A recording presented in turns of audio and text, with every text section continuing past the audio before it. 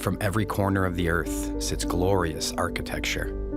Magnificent structures that allegedly have no connection, yet very similar designs.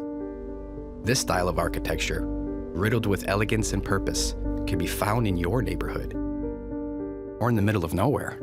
And when you walk in, you are overwhelmed with a vibrant feeling of serenity, a feeling that modern-day architecture does not provide. The concept of a timeline that once existed, where structures were created with a completely different purpose. Yet, when we take a look back at who they told us built these structures, considering the timeline and the lack of technology, the story begins to crumble.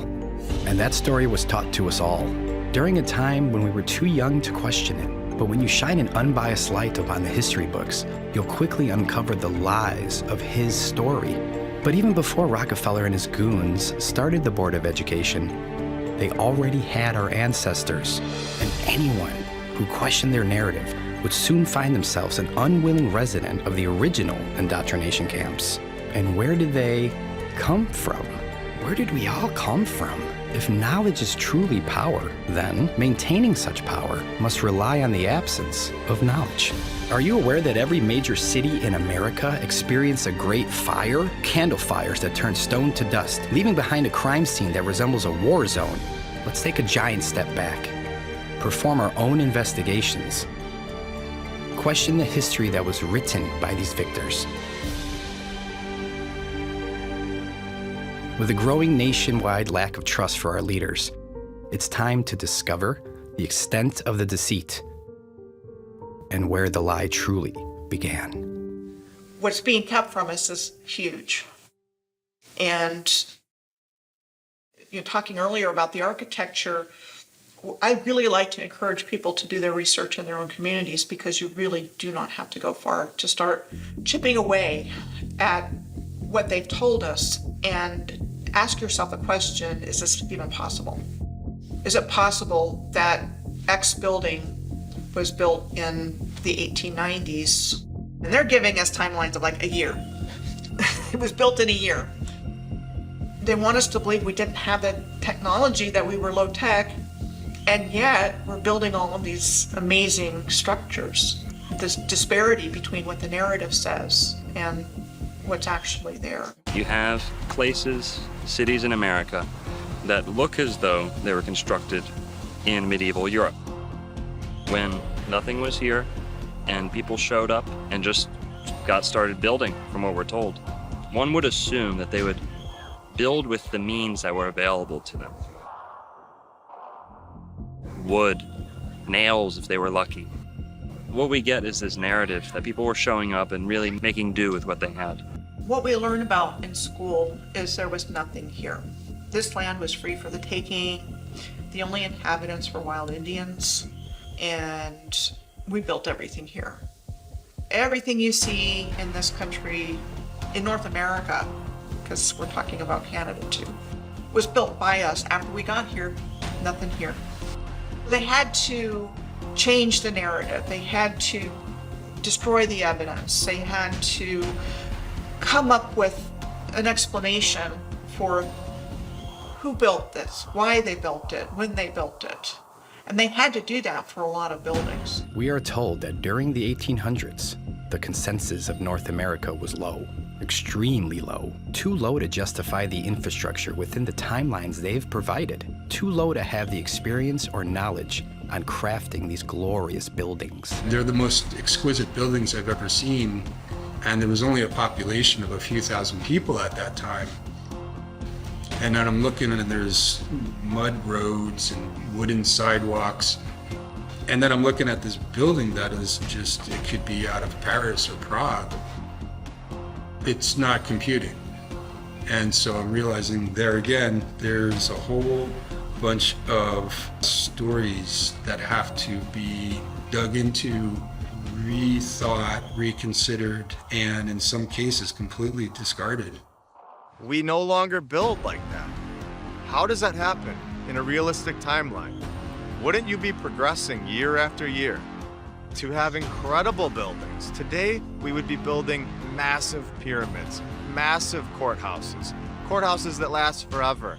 Instead, We have the complete opposite. And they're very cheap. The tools have upgraded supposedly, yet our construction has gotten worse. It's completely backwards. There's evidence of a worldwide culture that existed in the not too distant past, and the evidence is everywhere. It's an interesting thing because, like, I've spent a lot of my life looking into ancient history and traveling around the world searching into the past. And it isn't until recently that I realised that it's actually, I don't have to travel to Egypt or anywhere. It's all right there in Sydney and in London and in San Francisco, and it's all around the world. And once you see it, you can't unsee it. All you got to do is look at the civilization you're living in with the right type of eyes, and you're sort of looking around your city and you're going, well, hang on, what's this building doing here? And why is there a building just like that in the Philippines? Why is there one in Japan? Apparently Japan's borders were closed, weren't they? Why are we finding what we're told is Greco-Roman style architecture in every country on earth? Was it really Greco-Roman style, or is it evidence of a culture that existed, a worldwide culture that existed right around the world in the not too distant past? If I took a picture of this building behind me and asked any of these people, where do they think this building is in the world? I guarantee you most of them would say Rome or Europe somewhere. But no, it's right here in San Francisco. We have buildings like this all over the country, and they want us to believe that they were built in the early 1900s or the late 1800s with horse and buggy. And there's just no way that's true. These buildings were built by the prior civilization, master builders, the old world order. This is the architecture I'm talking about. You'll find this anywhere in New Zealand, Australia, Hong Kong, North America, South America, all over Europe. It doesn't matter where you are, this architecture is replicated. The weird thing is, they akin it to being all built around the 1870s to 1900 mark. So all of the world just shit out of nowhere at the same time. There was nothing before it. Does it make any sense? I don't think antiquity is a long time ago. I think this civilization went just before us. You know, the Edwardians are supposed to be around the time of the First World War. So within grandparents' living memory, yet we know nothing about them. It's the control mechanism that covers it up with the education system. They got the news, they got the narrative, they got, you know, the mainstream to tell you how things are, but the reality is completely different. History goes to the victors, okay? Somebody invaded this place and took over a beautiful, through jealousy, using trade routes, using the sea, and they took over this place. They covered all of this fine architecture with their iconography. So there's literally been a cover-up of history more than one way. If you look at Capitol buildings all over the earth, they look the same. They do. They've got columns, they've got domes. It was not random. And every story we're told in our historical narrative about how a place got started was some guy was the first settler there, bought some land, subdivided it, sold it, and pretty soon you have a city. But the whole narrative is based, especially in North America, that there wasn't anything there, and we built it all. You could look at it, the whole building was a work of art. So there was obviously some pride that went behind that. It wasn't just about making money and throwing shit up as fast as you could. It was about building with a purpose, and that there was symbolism behind these things. They built them to last. They built them with a certain level of artistry and attention to detail and customization. You see, now you'll go through a neighborhood and every home looks the same. This neighborhood, perfect example. But everything had its own identity, and it was steeped in customization and ornate attention to detail. We don't get that now. You don't get that now. Even when you look at the beauty of the buildings from that Tartarian era, if people were actually paying for labour, and you had to get carpenters in there, no, you'd never build buildings like that if you were working by an hourly rate. You'd just be getting it functional. People used to build that stuff because they love to build, because beauty is actually a function. Beauty is actually a function of a creation. When you're living in a world of beauty, your soul is expanding. expands and it's expansive. You can create. You can become all that you can be. And if you can become all that you can be, you sure as hell don't need rulers. So that's why they don't want you to know about any of this sort of stuff. No, we're at the pinnacle of our civilization now. This is the best it gets. The best we've ever done. Look at the quality of these walls. Hey, fuck that Gothic shit. Look at this. You know? I mean, yeah. When I was like 8 years old, I started researching the pyramids and stuff because no one knew how they were built, you know? So I started looking into ancient history. And as I said, I'd spent most of my life traveling around the world looking at all these ancient sites, and then suddenly you see this civilization that's right there under your nose. It's been there the whole time in all of our Western cities. They covered everything up. It wasn't just inserting the Dark Ages, they changed everything. So when we start even trying to piece it together through the history that they've given us, how do we know any of these places are even the names that we're told they are? How do we know any of these things? How do we know any of the history is true? Because it's not they just put it all together and just shuffle the deck and throw it out to a bunch of countries and name them whatever they want. So it's become extraordinarily difficult to try to trace it through any mainstream history records. All we've got to really go on is the architecture itself. It wasn't thousands of years ago, it was just hundreds of years ago. Even if you go down to South America and look at some of the temples down there, the edges on them, the beveling on them, this is only a few hundred years old. This is not old ancient structures. These are new walls. I've gone there and looked at them myself. You know, nothing is what they tell us. You know, everything is a lie. It's just how big the lie is. You know, and the bigger the lie is, the easier it is for people to believe it. There's a lot of architecture in the world today on every continent of buildings that are much, much larger than you would think people of our height would build. And so I gave the example of the Supreme Court building in Washington, D.C. as being one of those buildings. The Basilica, the National Shrine at Catholic University in Washington is another example. A huge, huge building. Look at the Texas state capitol. It's incredible. You've got these pillars around the whole area. It's kind of the same thing as the Vatican. I do wonder about Iolani Palace. How old is it? And one thing to look at is it took them 2 years, from 1880 to 1882. How did they build that beautiful, beautiful building? Was that building here longer?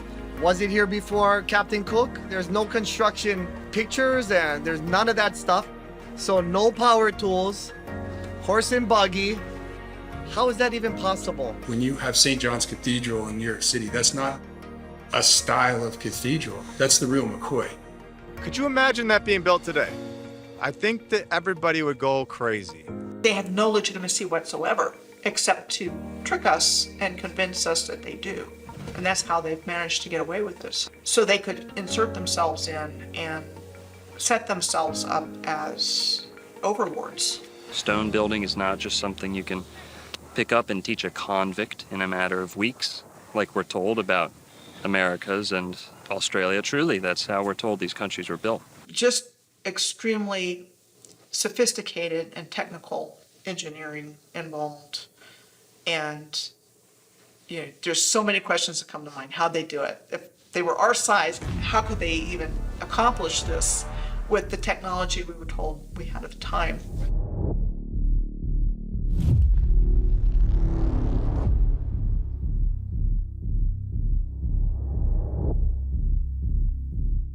You'll find many of the banks, post offices, government centers, especially 100 years ago, were facilitated in these large, glorious stone structures.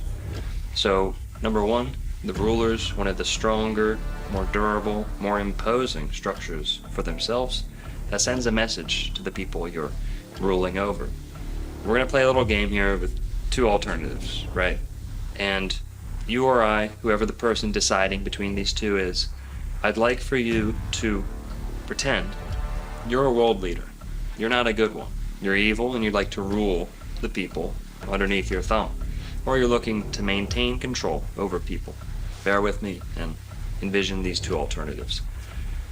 In the first, we have the opinion, the theory, the teachings, the paradigm that man is nothing but a carnivorous monkey in outer space, floating on a rock for no reason, in the middle of nowhere by accident.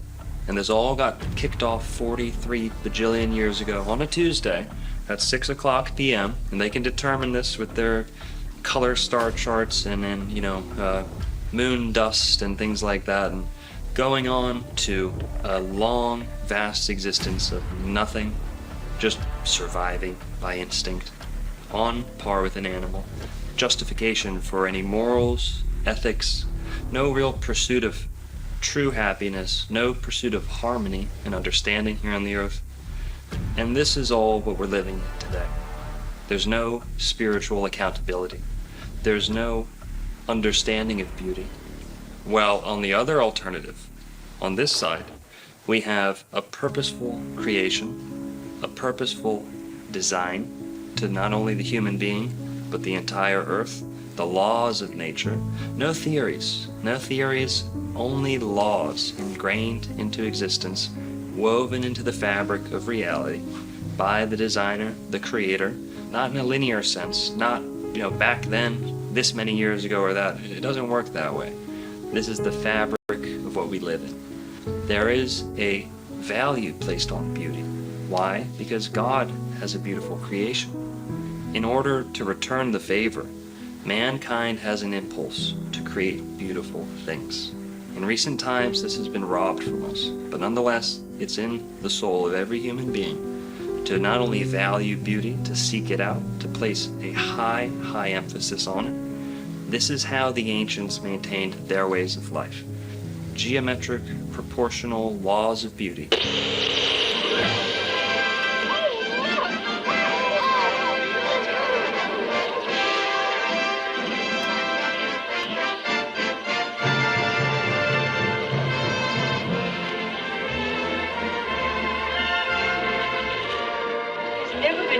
Like it in the whole world. It's right in our own hometown. Grandpa, they'll never tear it down, will they? Well, they'd better not. Well, they didn't tear all of them down. Not that they put them up in the first place. The World's Fairs showcase many of our ancient structures in their grandest form. Yet, we are sold the story that these are alleged temporary buildings, all being built in record-breaking time for the purpose of a worldly gathering, a gathering to showcase new technology, or perhaps just taking credit for the old. With so many lights on display, one would only assume that power plants and electrical resources such as wiring and even electricians were widely available. However, during this time period, that wasn't the case at all. Therefore, how were these vast areas in the late 1800s able to light the evening sky, like a modern-day theme park? Or was there a different method for harvesting energy?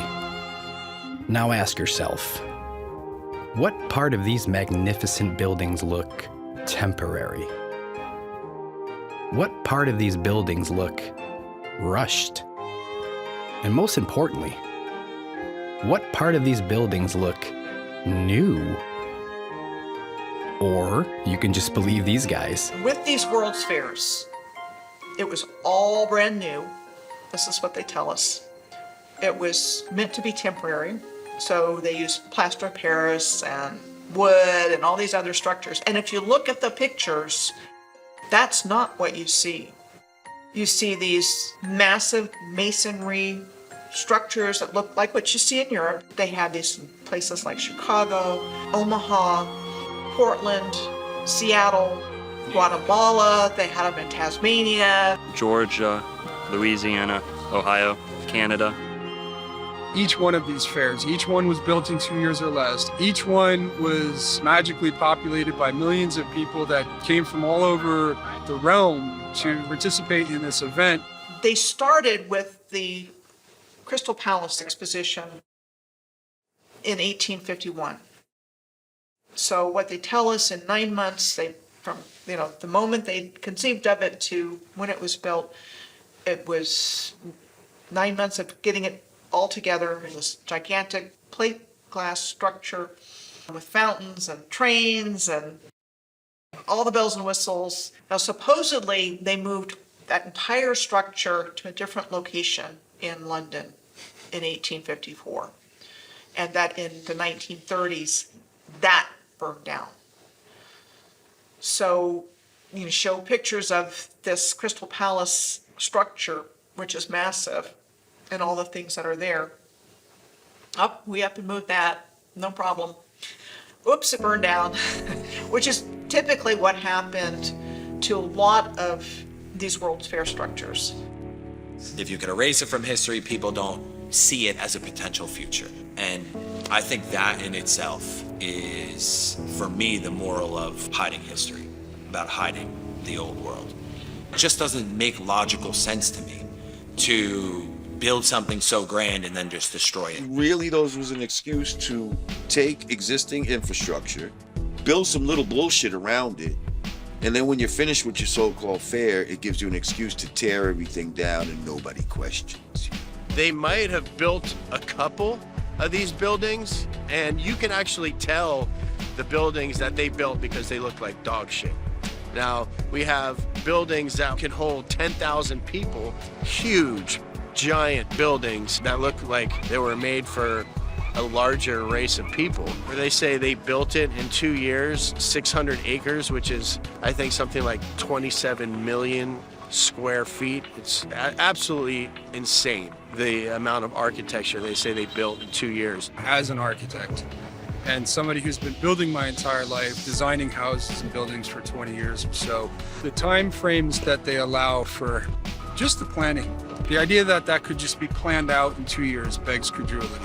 They had these ornate buildings with all kind of moving sidewalks and crazy technology. They had ill things with so many lights, electricity, when electricity was supposed to be a new thing and all of that. They had shit that was like something out of a dream, bro. Well, these are the expositions. They were fully electrified. You know, some of these examples, they're electrified before electric was a thing. You know, the first electrified city was supposed to be Buffalo. First electrified building was supposed to be J.P. Morgan's in New York, all attributed to Edison. But these things, you know, some of them 1890s, fully electric, and it would have been free energy. They didn't have massive plants to generate electricity. The first one in America was in 1876, and that was the Centennial World's Fair in Philadelphia. The one in 1901 in Buffalo was a major one. The 1904 in St. Louis was Louisiana Purchase, and then the Lewis and Clark was in Portland the following year. If you define the word exposition, it's telling a story. It's setting the stage, the narration. So these World's Fairs were used as, this is the narrative that we want people to believe and go home with. The World Fairs served to get people with the new program. They said, trains, incubator babies, this is the new norm. Fast forwarding people into the modern industrial age. Everyone's wearing the same beaver hats. Everyone's wearing the same three-piece suit. You know, it seemed like individuality had ceased to exist. The World's Fairs served the purpose of indoctrinating. The World Columbian Exposition was one of the most superb. In Chicago, Illinois, formerly known as Chilaga, had some of the most beautiful stone masonry in the world. The area was nicknamed the White City, as each building was strategically painted bright white in an attempt to hide the inevitable aging of the structural entity. The mainstream narrative would lead you to believe that these megastructures were designed by the most educated and experienced architects. Right? The architect, he didn't have any formal training. What on earth would give you that idea? Isn't that what the website said, right? Your website. Your website said that the architect of this building has no formal training. That's... Here. I find that implausible. This is your website. We all do. That's why. I'm not sure if there were even any schools of architecture back then. How did they know how to do this then? That's what we're asking. This is not built for dinosaurs, the Field Museum. It was built for something else. It's not to show off the fake dinosaur bones. It was for something else. When you walk inside, you can see the doors are much bigger than the size we are. It's nothing like what we build today. The Museum of Science and Industry, which was the arts building, the fine arts building. And they make the argument that that was a temporary building like all the others, and the public liked it so much that they rallied to save it. So what they did is they went and rebuilt it out of granite and marble and copper and all the permanent materials that we see now. I think these are children's stories that they give us. I don't understand at all how serious-minded people can accept a story that says this building was built exactly as we see it now, but with temporary materials. And then because we liked it, it got rebuilt out of granite and marble and copper and glass. To me, that defies explanation and is much more of a fanciful tale than the idea that that building was already there and was repurposed for a fair. This one connects to the Shedd Aquarium, I guarantee it, and it connects to a lot more buildings around this area. And it's not just here, it's in every single city in the world. You know we on top of water. We're on water. We on water. So we on top of water. You go in the basement, you will hit the water, hit the wall, and then sometimes when it rains, because the sewer be flooded sometimes, the water come in the basement, flood the whole basement. Oh my God. Thoughts on that? That's exactly what we're talking Let's see, about. Before we leave it, press them on that. What do you got on that? Okay, so there's massive tunnel systems throughout all of these buildings everywhere in the world. Yeah. So you're telling us right now that there's tunnels. Basically, there's a basement here. This building is much bigger than we can see on the ground surface. It's a basement. It's a basement here. When the war, you hit. When you go in the basement, we do rounds. What we call our rounds called the ground level, and then we got upper level.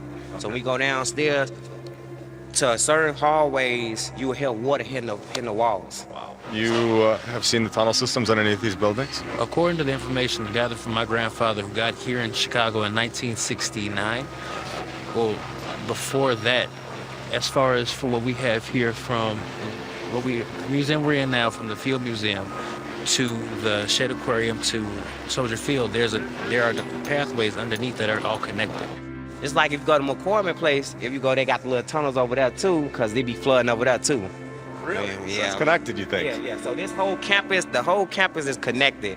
And it's tunnels. I was told there's tunnels, you know what I'm saying? It's like the tunnels along the lake that you can go down in, and then it leads you into like a little path. But you know, I heard that from somebody that he was working for 43 years. Really? Been here for 43 years. He been here for 43 years. He retired, I want to say like last week sometime. Have you ever been in them? No, sir. They won't allow access to the public. Okay. And then they only allow access to very few of their actual workers here. So you think that dirt in that picture downstairs, you think the dirt is actually there and we put it there to cover up this building to make it look like it's not as big as it really is? That's a good one. That's good. I feel like we did though. I feel like he made the picture to fake like, I feel like the building was there already. What do you tell your child when you're coming to a new location and they're asking you questions and you have no answers? You will start to create so that way you have a way to answer those questions, or your child will grow up with no answers and forever seeking. So now we're here to give answers. There you go. When they say that these buildings were temporary, what they're basically suggesting is that it's a full-scale model.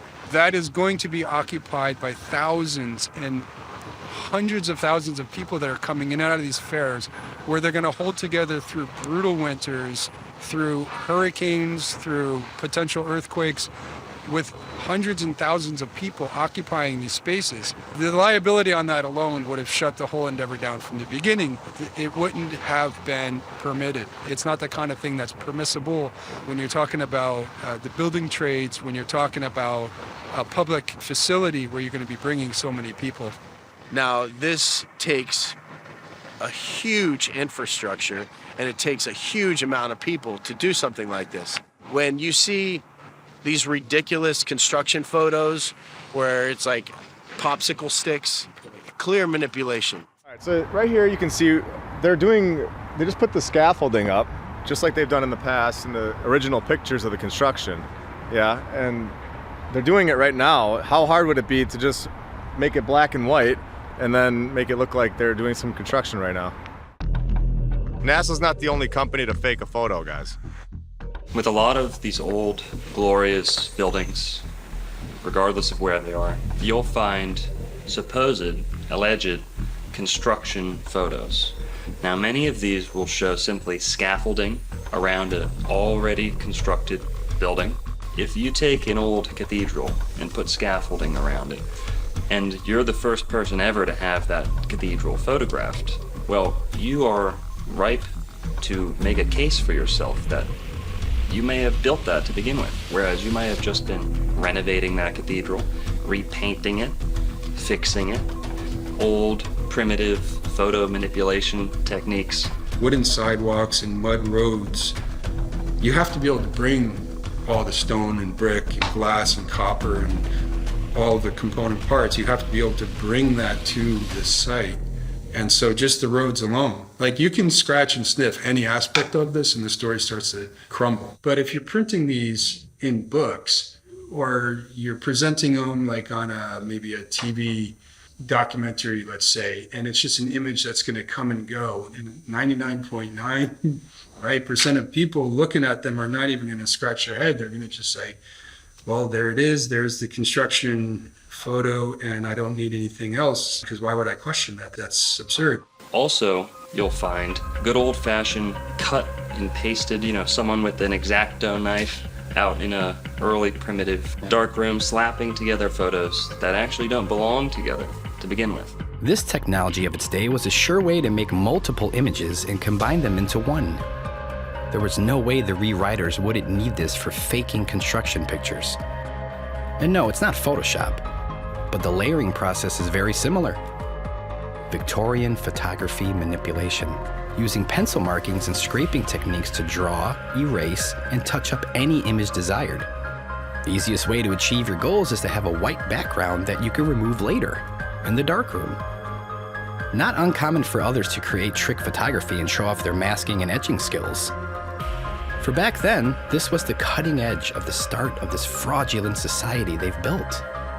They take an already completed building and they whitewash the skies. They call it vanilla skies. They'll blotch out the sky and cut away from what they want to leave in the photo. They can cut away what was there and replace it with a gray or white vanilla colored sky. Vanilla sky, where the background is cut out and you can see the crop marks. You can zoom in and see where the edge of the building there's a little bit of a blurry edge. The sky that would have been the background has been disappeared. It's like, well, why would they do that? If you see one construction photo that's off, where they've painted in scaffolding or they've taken out backgrounds, you have to stop. Why did they go to the extent to do this? You have to ask that question. And if you see hundreds of photos that are done this way, you have to realize this was an industrial scale effort to create a narrative. Exquisite masonry buildings were built in 1 or 2 years. These take time. I mean, you put 1 or 2 years just into the planning. Well, before that, you have the engineering piece, you have the design. You're not just getting a bunch of artists and builders together and knocking these things out. There's architects involved, so there's the design. Then there's the engineering of it. All of this takes time. These buildings are years in the making. And especially when you're crafting every single corner of it, like what we're seeing every doorknob, every cornice over a window is celebrated. And this is why the architecture is so beautiful. It's an architecture of celebration. You have to ask yourself this. Why is there such a lack of construction photos from the inside of the buildings? The outside's incredible, but the inside is built like a palace. There's such a lack of photos from the inside of these buildings, and they're incredible. When you had the Kleksinski building in Chicago that took 14 years, and then you come back and you look at the one before that, the Federal building, built in 7 years. How is that possible? They're not gonna be able to bring these things all the way up to the top, get these people that have no training, and actually create this amazing thing that lasts forever. In a timeline where they tell you they were riding around on horses and wagons, where this should not be accepted. It's just not gonna happen in the amount of time that they're telling us. We know people cook the books in other areas. We know people have manipulated photos for the sake of deceiving people, just like NASA does. This isn't a new thing. It's an old thing, but it's still being done today. You find photo manipulation. Now, CGI, the techniques have developed substantially. But back then, they thought they were at the cutting edge. They didn't think that they would be caught onto. Or maybe they didn't care. Like, by the time they figure this shit out, who cares? We'll be long gone, and who cares? They have their stories. everything has something to explain it within the last 100 to 200 years. I even called the Illinois State Archives building, and they didn't have information on their own courthouse that's located within 1 mile of itself.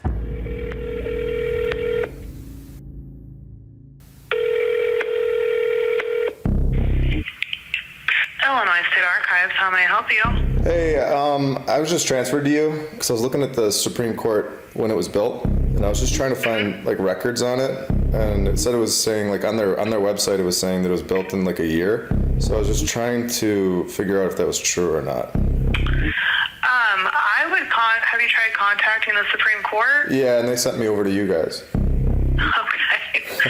I don't know what we would have on the building itself. Let me look here. Yeah, it was saying on their website that it was the keys were given over on February 4th, 1908, but 1908 they also said that they were moving out of the old state capitol building. So I don't know, 2 months, it doesn't sound right. Yeah, that sounds kind of odd. Let's see here. I don't know if we have anything on the building itself. The stories that we've been told are basically just that. They're stories that we're repeating over and over, and we're just regurgitating what they've been telling us. You could either choose to believe it, or you could choose to research and see the truth, that these are buildings from the past civilization. I'm standing in front of the sunken ship parking garage, which is in the exact spot as the Occidental building. Now, the Occidental building was built supposedly in 1882 and was destroyed in the Great Fire. That was a giant masonry, massive 3-4 thick wall of just solid brick and stone that was somehow burned down in a fire. So this is what the modern era rolled out for us. We have the sunken ship parking garage, which is just kind of a thumb in the nose of this world that we're living in now. Yeah, salt in the wound, but I think it's just good that we remember the past and know what used to be there and the glory of the old world as it was. On a lot of these old glorious structures, you'll start seeing old cheap banners, signs just kind of get slapped on to these old glorious stone buildings. They simply don't fit together. These buildings were not intended to become money-driven establishments, and those they kept turned into such.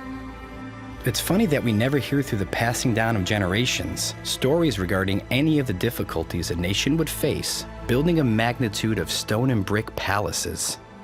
Why are none of our grandparents or great-grandparents ever speaking highly of these buildings? If they were truly built in the early 1900s, do you think one of our grandparents would have been like, yeah, I was at the site and I'm so proud of building that? Or my friend, I knew somebody and he was over there building that building? Not one time. Does that sound odd? In order to build some of these buildings in a year, you'd have to have hundreds of people, like daily, sleeping there. You'd have to have people with houses located on site because they got their horse and their wagon. Are they traveling home at night? Where are these horses staying during the day when they're building these buildings? And it just, the story doesn't add up. If it was really truly built, like they say, then there would be so much proof. And sorry, but saying that a photo wasn't available or hard to take back then, that's not gonna cut it. You've taken a photo before. Why couldn't you take another one? They transported all these materials from hundreds of miles away, and it got there perfectly. There was never an issue. It just isn't logically possible. As an architect of 20 years, I have a pretty good understanding of how materials react to the elements over time. Modern infrastructure of Seattle is at best 140 years old. There's no room in that narrative for a building to be showing the type of weathering that we're seeing beyond. So just to me, that one building alone is further evidence that this city was here for a long time. To me, it's been there for centuries. I would give this building 300 years. I like to look at a building as telling its own story. I'd like to say that stones don't lie. Stones are always going to tell you the truth. And if you look at it through that lens and you let it tell its own story, then something else emerges entirely. There are blocks, stones used in some of the constructions of places like Machu Picchu, even St. Augustine, Florida, just sitting there, a hewn stone that no amount of men could have dragged. It would have taken something larger, something more technologically assisted. That is, of course, unless we're talking about people of substantial size. In many ancient books all over the world, they speak of giants that existed and alongside what we would call regular sized people now. People who were larger might have had an easier time hauling, hewing, placing, arranging stones of this size that we see in the megaliths of the Americas, that we see in the megaliths of the whole world, may have been the result of giants.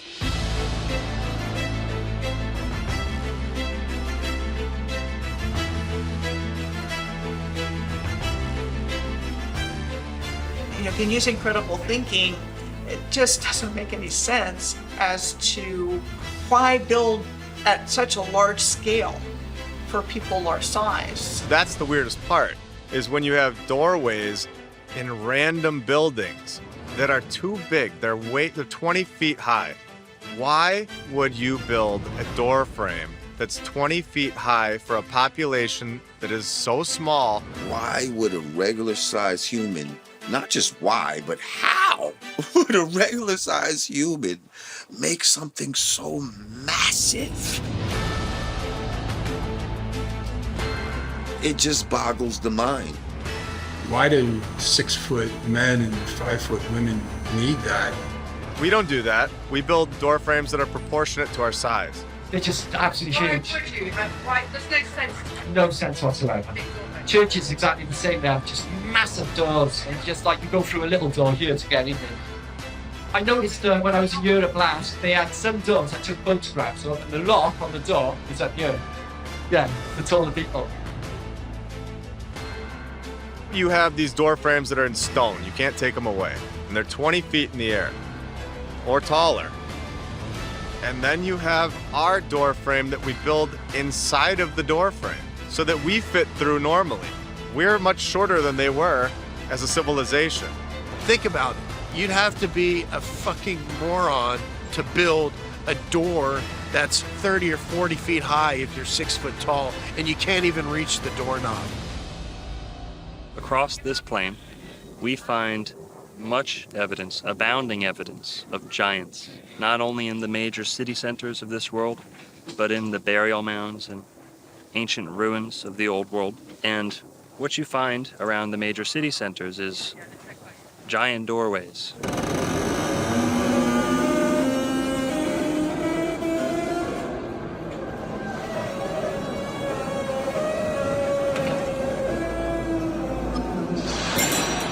We had giant books.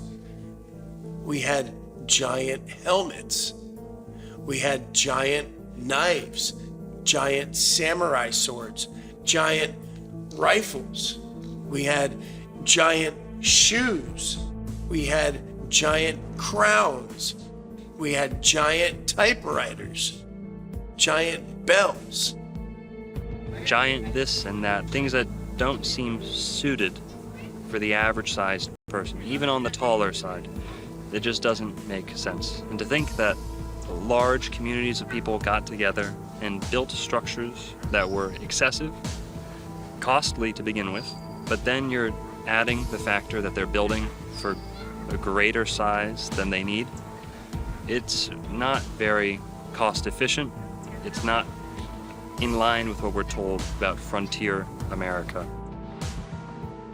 So even just compared to me, right, in terms of a hip placement, my knee is up here and I'm 5'11". So these are really large individuals. Really large individuals. And then when you think about it, it's not even that big of a deal, really. Like, what's the big deal if there was giant people?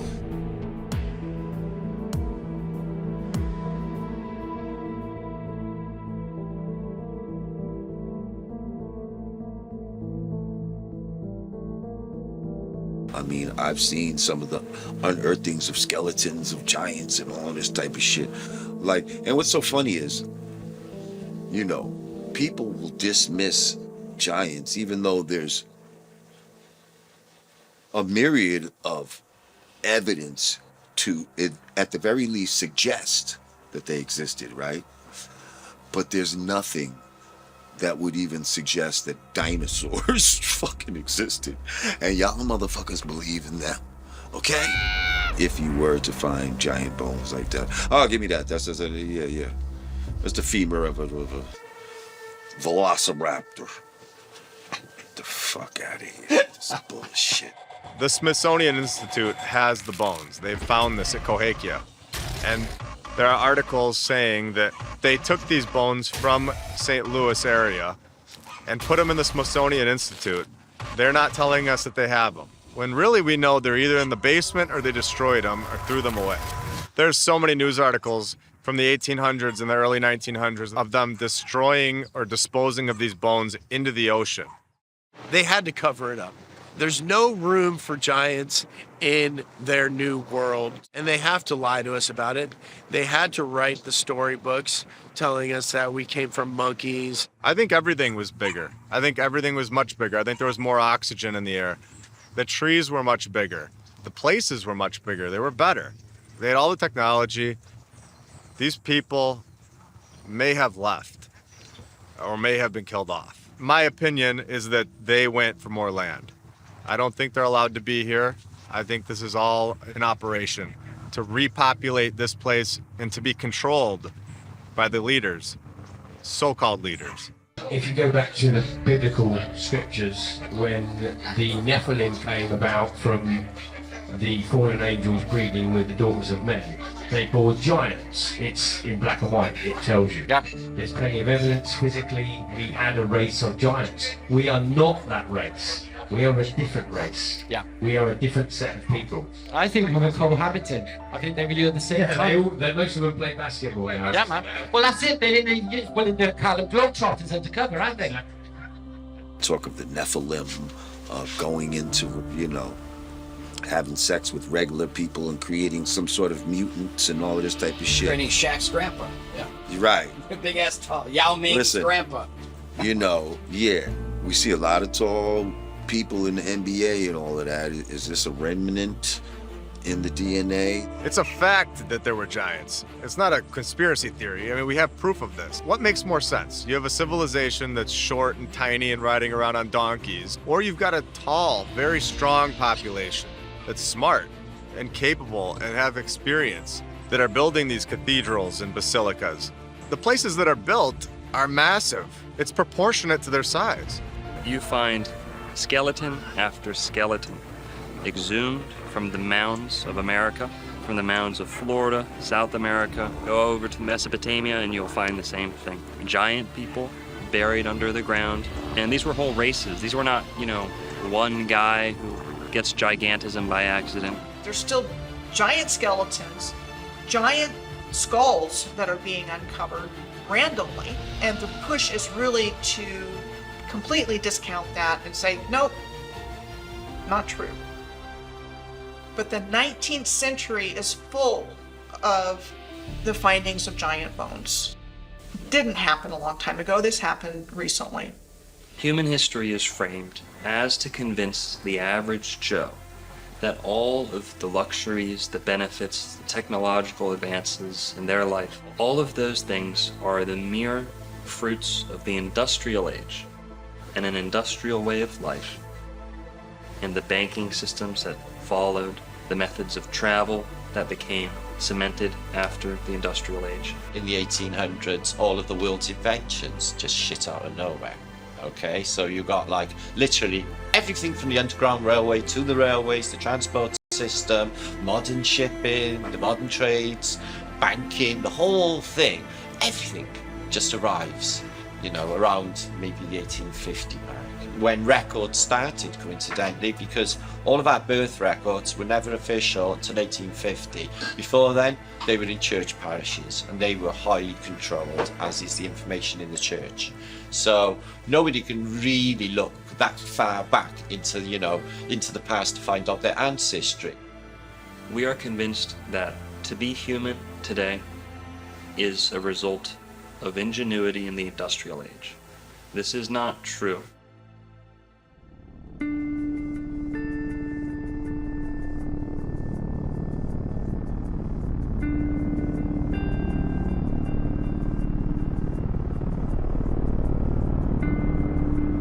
another element of history they've conveniently helped you forget about. A luxurious form of travel that was promptly removed from our skies. Airships are the oldest form of air travel. They're the most time-tested. Now, they've been taken out of circulation. A lot of people have the false impression, misconception that if you were traveling on an airship, you would be confined to the little cabins that were suspended from the bottom. You know, like the pilot's cockpit. You'd probably feel a little iffy about those coming down, being on the bottom of the ship. It's coming down, you look like you're gonna get smushed. Well, that big blimp is not just a balloon. In many, many airships of the old world, you had access into that large cavity of the blimp. And there were restaurants, there were bars, there were dance halls, things like this. This is all a matter of fact. Why would they build such a big thing and not put anything inside? So it's basically like a cruise, but a comfortable cruise where, you know, you're not sitting in the bottom part of the airship where they normally show you on a blimp. You're sitting in the airship. It's a beautiful place. A beautiful, easy, graceful method of travel, flush down the drains. They're actually safer than airplanes. And what we had was a mass media event in the form of the Hindenburg, which actually scared most of the world's population away from ever getting in an airship again.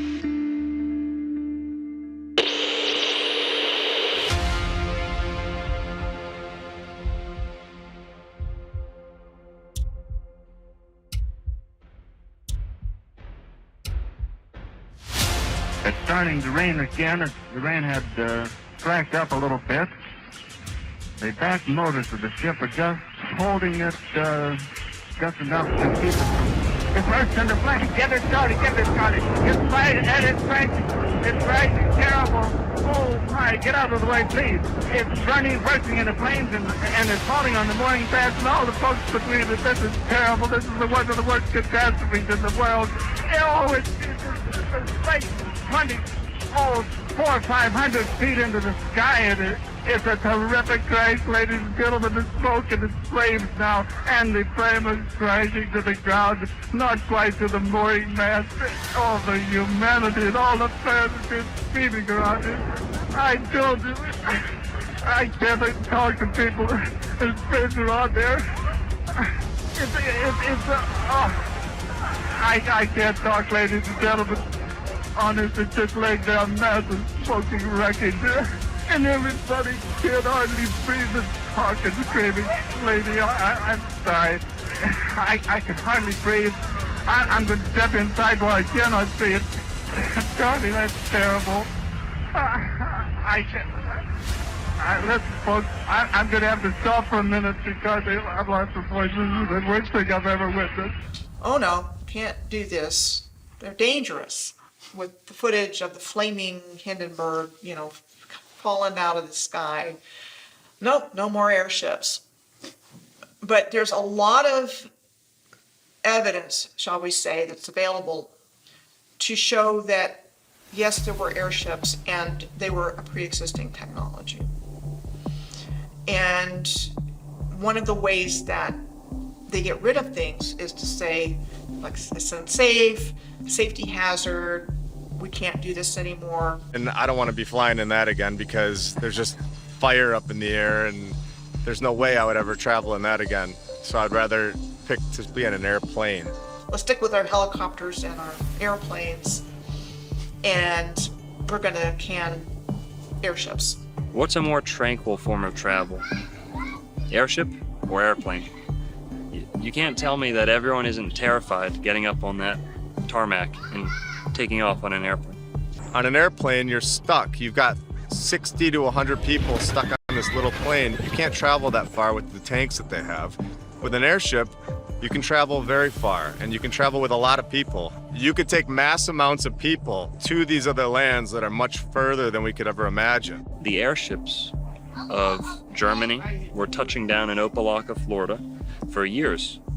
And Glenn Curtis, the man who opened up that Opelika airport, is a man embroiled in scandal So if anyone's telling lies here, it's those guys. Glenn Curtis was nicknamed fastest man alive for breaking top speed records on a motorcycle using gas engines. And he helped push gas as superior to steam and other techniques. He started slapping gas engines on airships too, and he helped get them off of other methods. Then he did the same thing with airplanes in direct competition with the Wright brothers. He tried to steal the Wright brothers' patents with the help of the Smithsonian. Towards the end, they started filling them with dirtier gas, trying to get them to be gas propelled. That was not the case.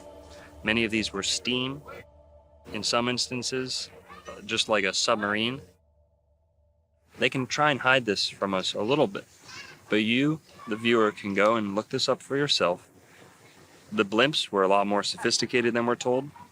And going back to the comparison between airplane and blimp, they can literally and metaphorically bottleneck the costs of travel by only allowing so many people onto this tiny little tube that's traveling so fast, so dangerous. We'll let this go by. Speaking of modern day airplanes, You can only fit maybe a couple hundred onto an airplane when you could fit a couple thousand onto an airship. Number one, it's graceful, but number two, you can fit way more people. You can have way more facilities on that. It's like almost like a traveling city. So the airships provided something that airplanes don't. They were safer in terms of the speed of travel, the danger of landing somewhere you're not supposed to.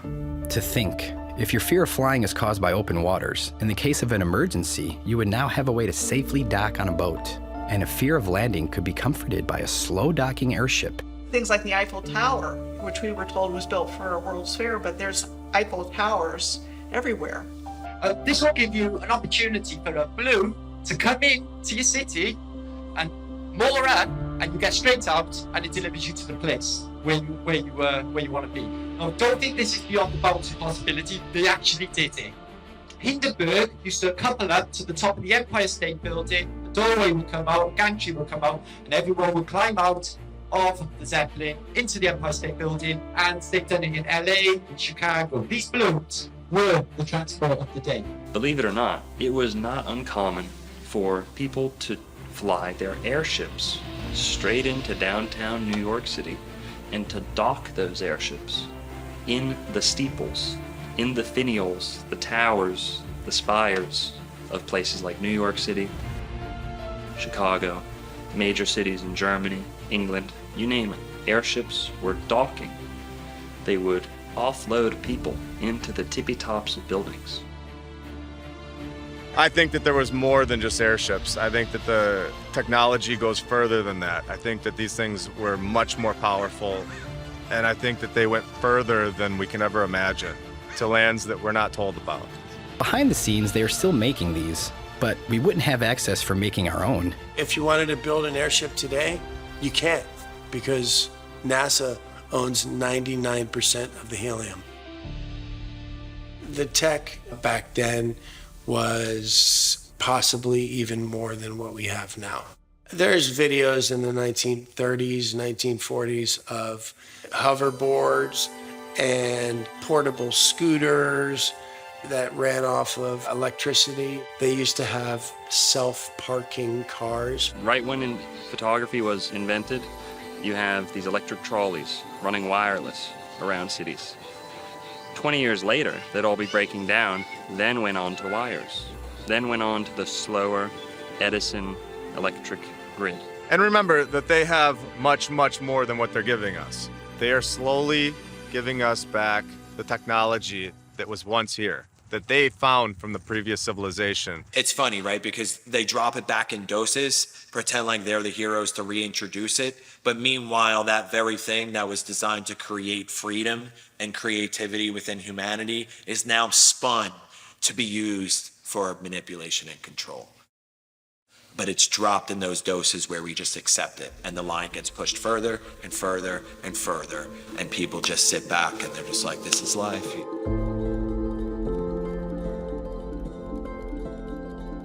Wireless energy, powered by the ether, existed way before big oil. We all know how dirty the oil companies are, but to think about the things we could have if they never existed. An oil refining process was invented in 1854 by somebody in Pittsburgh. By 1870, John Rockefeller and Henry Flagler established the Standard Oil Company. And so it was like they needed to get a replacement energy source as quickly as possible. And they got it from this mining of resources. Back in the 1800s, mainstream academia had 18 additional elements on the periodic table of elements, ether being one of those, right? And somewhere along the line, when Albert Einstein came out with his theory of relativity and started doing lectures across the country and the world, that anybody that spoke about ether at that time was completely, like, their reputation was destroyed. They lost their laboratories, they lost their teaching jobs, like what we saw in 2020. A lot of times they'll leave the breadcrumbs. A lot of times the truth is in plain sight. So with that, Benjamin Franklin sending up the key on the kite, that's essentially you, the average American, sending up their drone with a copper wire and harvesting electricity straight from the ether. I think that the ancients understood very well that the ether is real and that there's ways of channeling atmospheric energy, earth energy, and I think that they built their buildings with this in mind. If we had access to free energy, I mean, imagine if you could just walk into the forest anywhere you want and you could just put up a little device and a resonator and you could build yourself a castle and just do it, levitate stones and just create a kingdom. Well, that's not very good for Joe Biden. How's he going to tax you? How's FEMA going to work with you in that situation? And that's why it's so dangerous to them.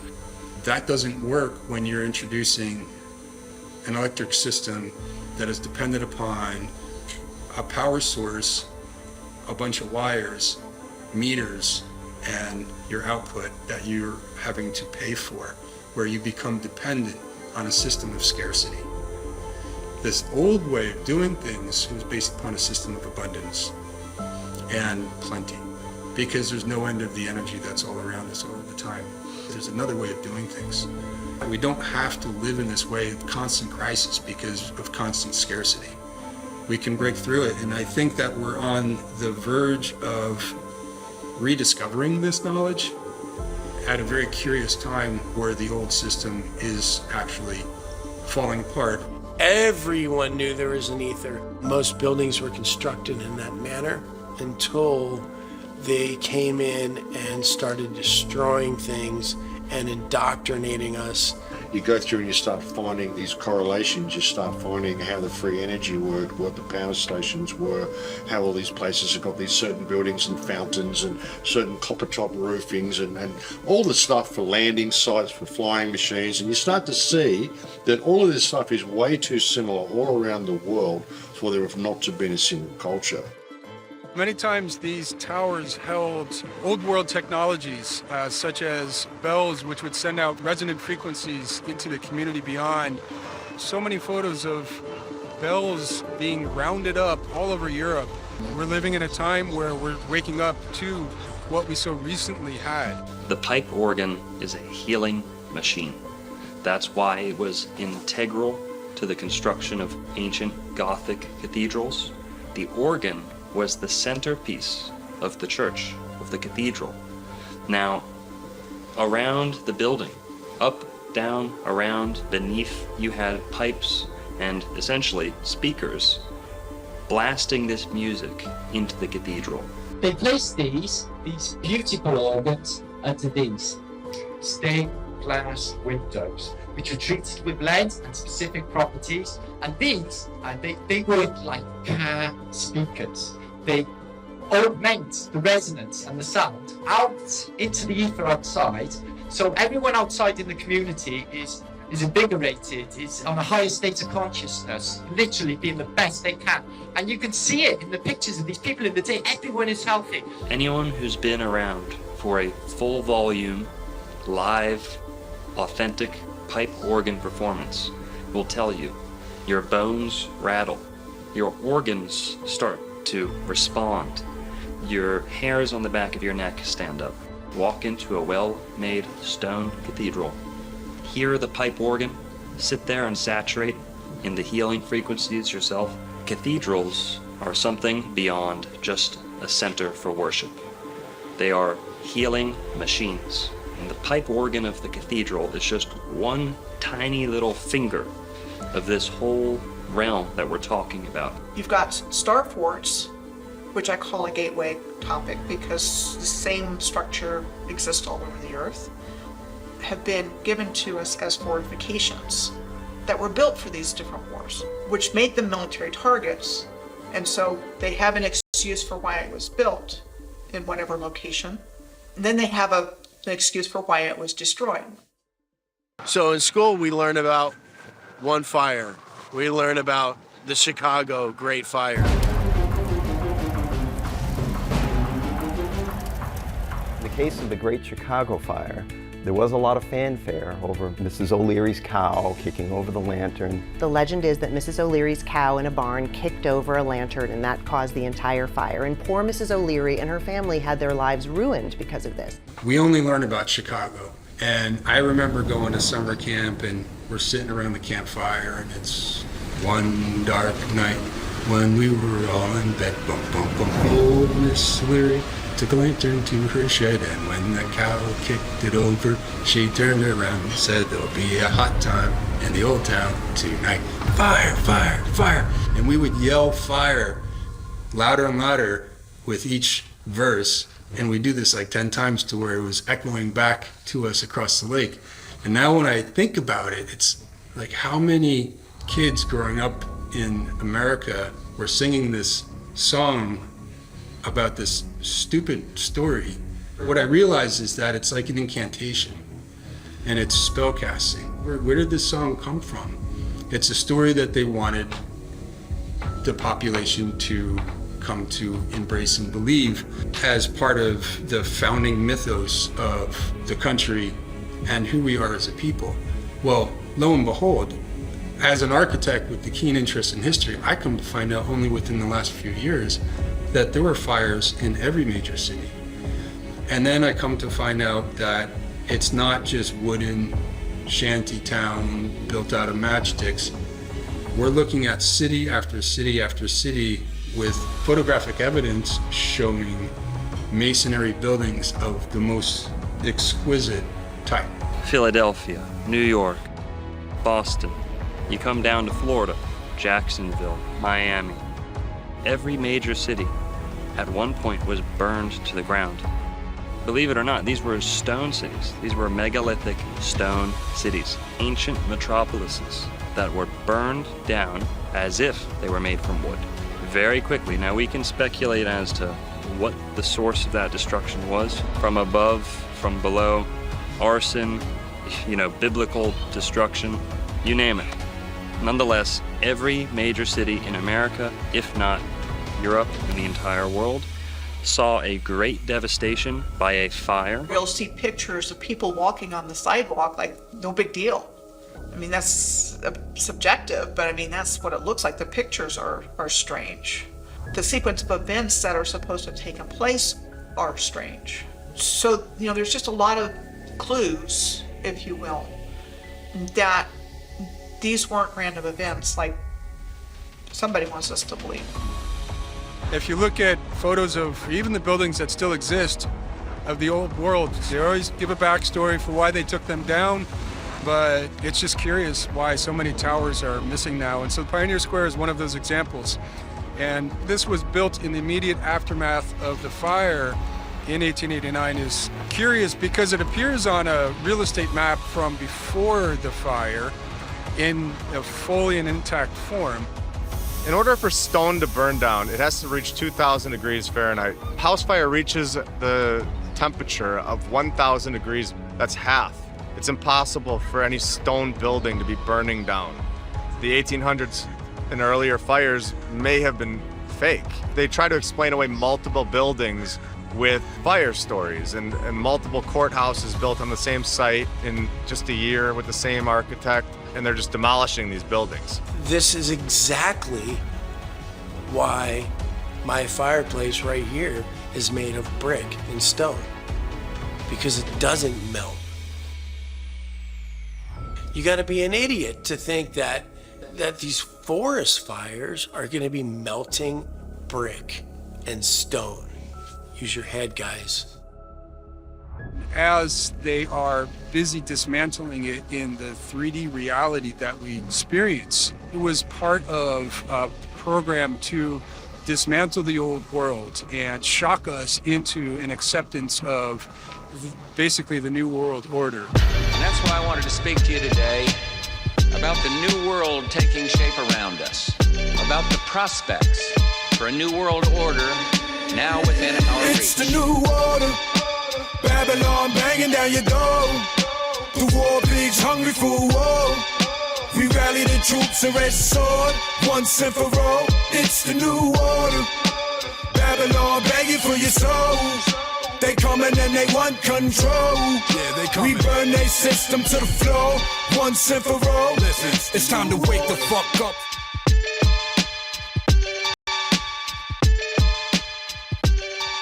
So you had what I would call the reset of history according to a very specific narrative. I mean, it didn't change very much. And using the media like they do today to publish it, print it, this is what happened, these are all the details, these are all the people involved, we got it down on record. So again, they're saying, okay, everything was built out of wood, like a Hollywood movie set. Didn't hold up, it caught fire. So we came in and we built all of these beautiful structures to make sure they wouldn't burn down again. And that is told repeatedly. You look at any major city, they suffered this same fate. And I don't think it's a simple matter of, oh, they were just so stupid. They didn't know. They put candles all over the place and let their cities keep setting on fire. The stone courthouses, the stone banks, into smithereens. Now in Jacksonville, we actually had a fire where there are first-hand accounts of people who were escaping the fire, and once they thought they had escaped to a safe distance, were watching the fire, because that's what people used to do back then. It wasn't much of a fire department. They just said, well, it's burning, just time to take photos and watch. And what they actually did was they were sitting up on a hill watching Jacksonville burn. They said that things on their persons started spontaneously combusting. Pocket watches, buttons, things that were made of certain materials were combusting. This was happening back in the late 1800s, early 1900s. Cities would spontaneously combust with no sufficient cause, no suitable explanation. But they're in a covered carriage. What happens? Materials on their body are still spontaneously combusting, out of nowhere, sparking into flames. Now, how could that be the case if this is a local fire spreading to anything that it touches? These people were hundreds of yards away, if not more, from the fire. There weren't embers falling on them that they couldn't see, because like I said, they were already in the cab. So this is just one instance in Florida, and you can go look up your own city, the closest major city to you, and you'll find this same fate. You look at destruction from World War I, World War II, it looks exactly the same. So these weapons have been around for a long time. The biggest factor to 9/11 was the erasure of evidence. Erasing the evidence of the wrongdoings of the government, the financial institutions, you name it. You had evidence being destroyed. What do they call it? Jewish lightning? For lack of a better word, insurance fraud, destruction of evidence. Those two typically go hand in hand when we're talking about buildings falling down out of thin air.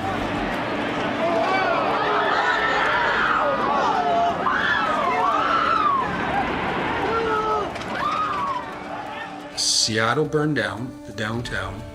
2 months later, Ellensburg, which was at that time a major city in central Washington territory, burned down. 2 months after that, Spokane, which was another major city on the eastern flank of the territory, burned down. And when I discovered that, I just went, hold on a second. Like, there's something else entirely going on in the backstory. It's like they want to get rid of these beautiful structures, and some are still in use, but the ones that are inconvenient to the narrative, they just want gone. And there's also probably a component of the energy grid in all of this as well, because they keep what they can use, they keep what benefits them, and at some point they determine, okay, we don't need that anymore, for whatever the reason.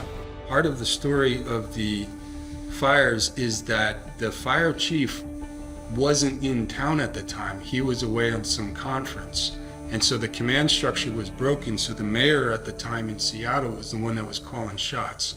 And he was making decisions that they should go in and make what they call fire breaks between buildings, meaning actually bringing dynamite into buildings and blowing them up. And that's acknowledged. And that's acknowledged in Boston, the Boston fire, in city after city, what's called a tactic to contain fires. And then they often say, well, look back in retrospect, maybe it wasn't the best idea. Well, what was causing these fires and what was causing this type of damage in the first place needs to be examined. So when you have a broken command structure and somebody else is calling the shots, that's really curious to me, because that's the same thing that happened in Lahaina. The wildfires that swept through Maui are the deadliest in U.S. history in more than a century. On social media, people are speculating about what could have caused the fires. One trending theory is that the fires started due to an attack from a directed energy weapon. They're weapons like lasers that use energy fired at the speed of light to damage or destroy targets. According to the U.S. Government Accountability Office, many countries, including the U.S., are researching their use. Yep, they flipped the police chief Pelletier, who was from the Vegas shooting. They made 10 emergency declarations, all about Uncle Billy's and all about Banyan Drive and all this stuff. And to believe it or not, the Sunshine Law, where they removed the Sunshine Law or suspended it, it wasn't in these 10 proclamations that they really promoted and really blew up all over the news. It wasn't in any of them. It was in this quiet little Affordable Housing Act on the side. Truly, it does look like only the places they wanted. Safeway didn't get hit. The gas stations didn't get hit. They knew what was going to go where. It's either they did it from the top with the laser energy weapon, like others say, or it came from the bottom. But one thing was crazy is that over 24 hours later, they were still letting the fire burn. The fire was blowing so fast, the wind, it said it moved 1 mile in 10 seconds. Only thing I would think in my head could move 1 mile in 10 seconds. Some kind of boom one time, the whole place. With the fires from Maui, I mean, I've got in my head, these rows of cars that are just completely burned. Honestly, none of it looks like a fire.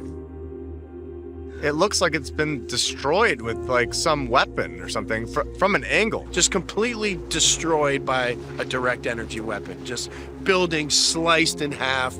You have melted cars, you have melted everything. I mean, it just completely looks like a war zone. Send a laser from a directed energy weapon against the community and then step back and say, oh, that was natural, or too bad, so sad. And all those people are left homeless and they don't get any help. And people aren't being allowed to get out of there. When it's happening, they're jumping in the water and poof, and everything looks like, cars are burned out. And people are going, whoa, what's going on here? And they're not getting any answers. And the current administration also has the slogan of Build Back Better, which was the excuse given for these other great fires. Well, everything was wooden. So look what we did. We built it back with this solid brick. I think what we're seeing now was never supposed to happen this quickly. I think all of these things were supposed to happen without us even being aware of it.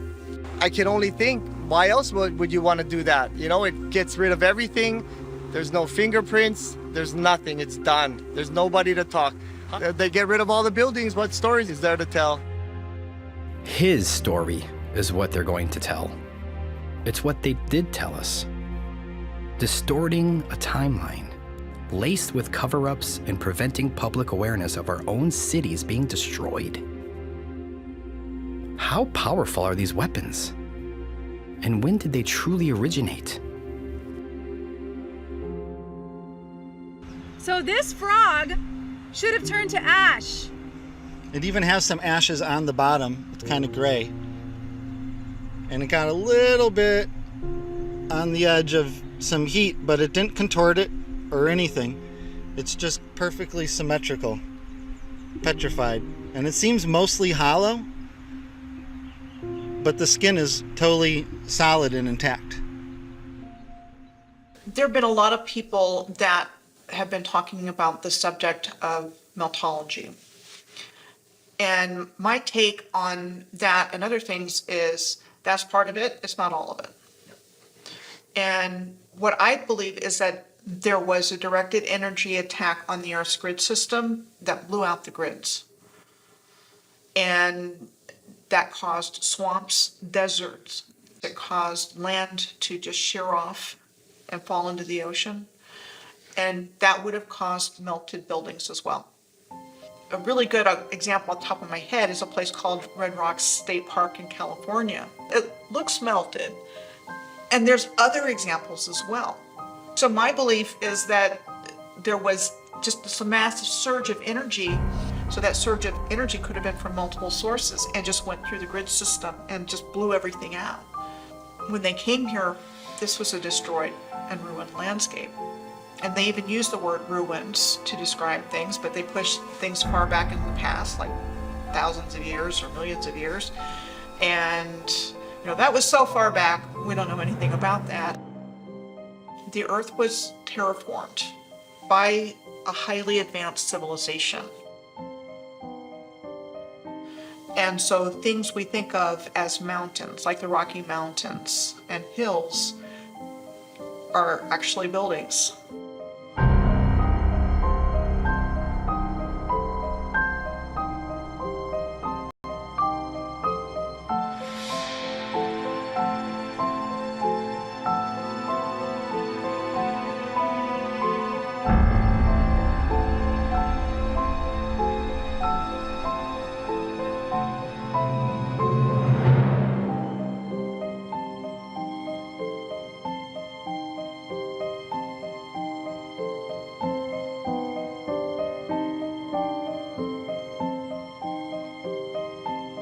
When you look at the city of San Francisco in the early 1870s, and not a soul around, vast emptiness with a fully intact city, and nothing's out of place except that there's no people. And so what it looks like to me is they went into a city that was already there.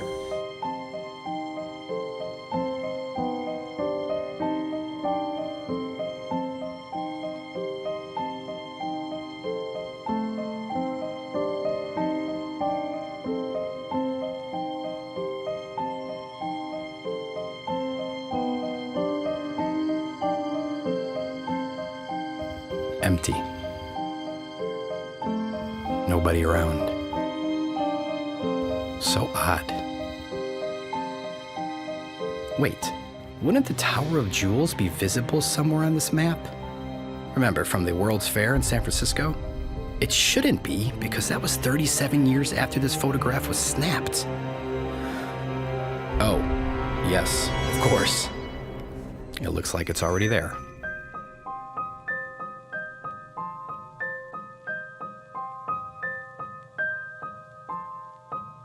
With the World Fairs, it does seem that the purpose of them was to provide us with a new narrative and bring the population to them, just overwhelm them with this fantastical realm that they were now going to internalize and then burn it down in almost like a ritualistic fashion to sear this into the consciousness of the people.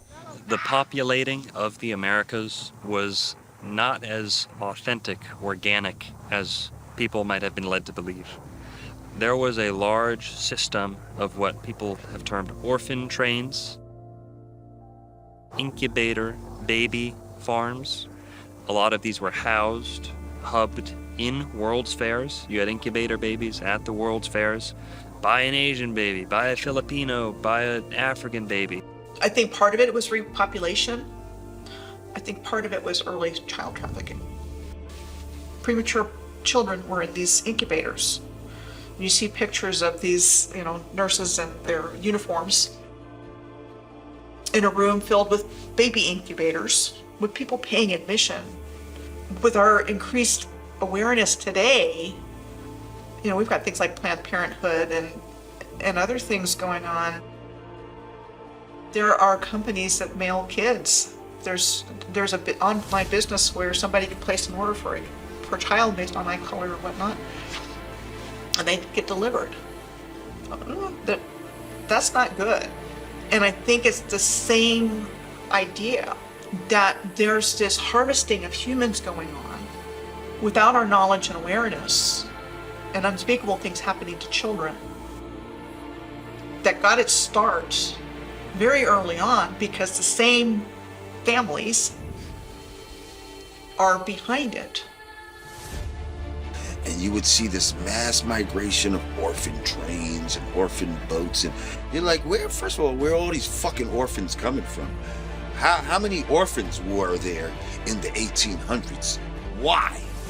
So everybody's learning this thing at this young age, and everybody has to go by these new set of structures and new set of rules. They have to learn this new history that everybody isn't really agreeing with, and then anybody that's not agreeing with, they have to go to the insane asylum. There is the orphan asylums for the children and the insane asylums for the adults. Now all of a sudden, John D. Rockefeller comes out with a Board of Education, and all of the children are sent to a public schooling system to learn their new history. What better way to trick a society than to take their children at a young age and teach them exactly what you want them to know?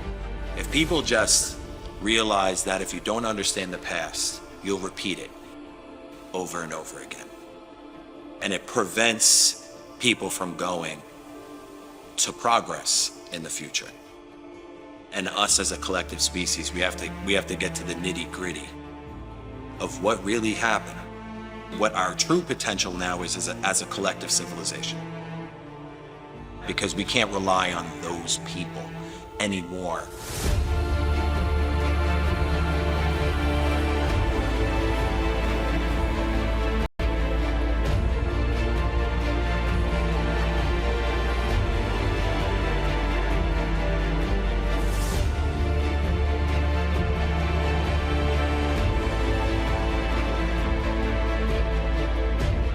How does any of us know? And I would ask my father this all the time. I would say, Dad, how do you know you have a great grandpa? How do you know? None of us know. It's the truth, Those are things, and people can sit there and say, you guys are off your rockers talking about this stuff, but I mean, look who we're accepting the official story from. All I've ever known my whole life is that we don't know how we got here, and we don't know why, we don't know when. If Americans are sitting there one day and say, I don't know how I got here, I don't know why, and I don't know when, well, then you've been reset.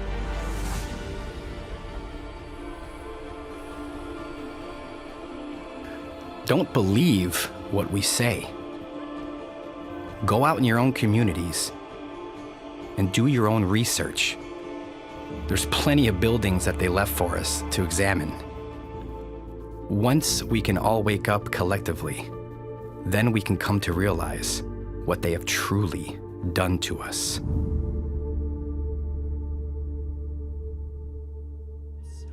Shout out Hibbler Productions. Check this old world order stuff out. Here you go. A true gem. Firm Fam 2024. Sift through the lies of indoctrination. Ancient civilization laid to wasting. More I scratch at the surface, more I'm facing. Hidden no world, advanced not cavemen.